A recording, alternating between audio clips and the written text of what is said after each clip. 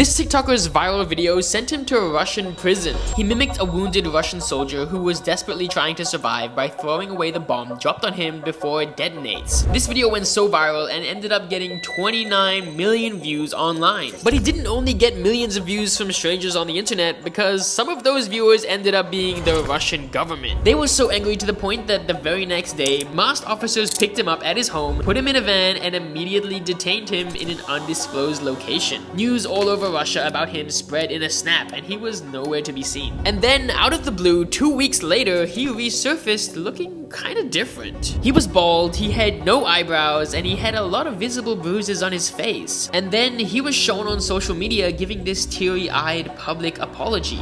Now I really understand what mistakes I made.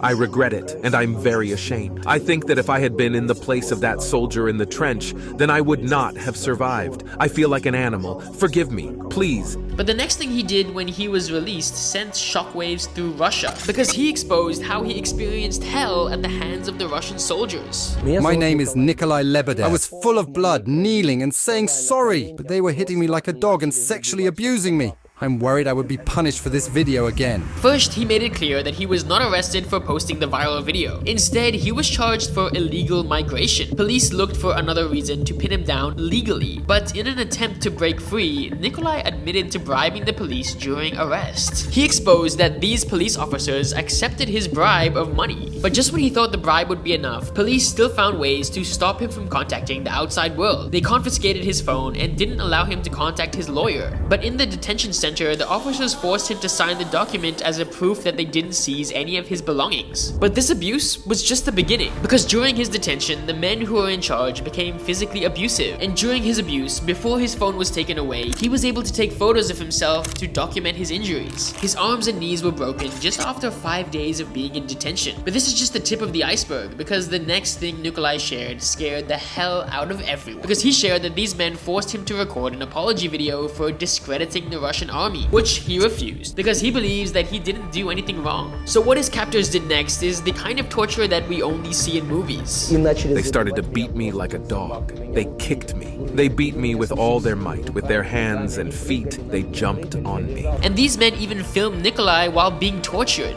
But the next thing they did traumatized him for life. They undressed, took off my pants, took a liter bottle of Coca-Cola, told me that I had to sit on it. Of course, he refused. And because of that, the beating became even more deadly, to the point that he would pass out and wake up again because of the heavy punches. At this rate, he believed that if he didn't do what they said, he was going to die. After this seemingly unending torture, these men threatened him that if he exposes them, they will upload the embarrassing videos online to destroy his image forever. But that's not the scariest threat that he received, because they even said this.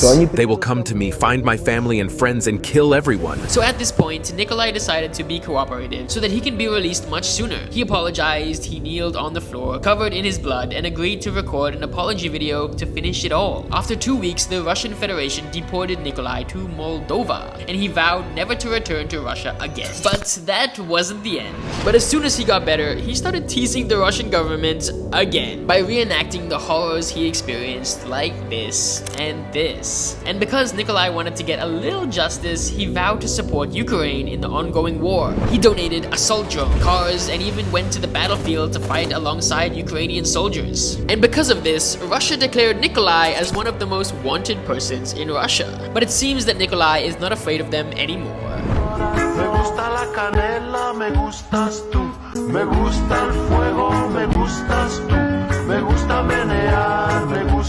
What's up? I'm Tony and I find the craziest stories on the internet. If you like videos like this, then subscribe.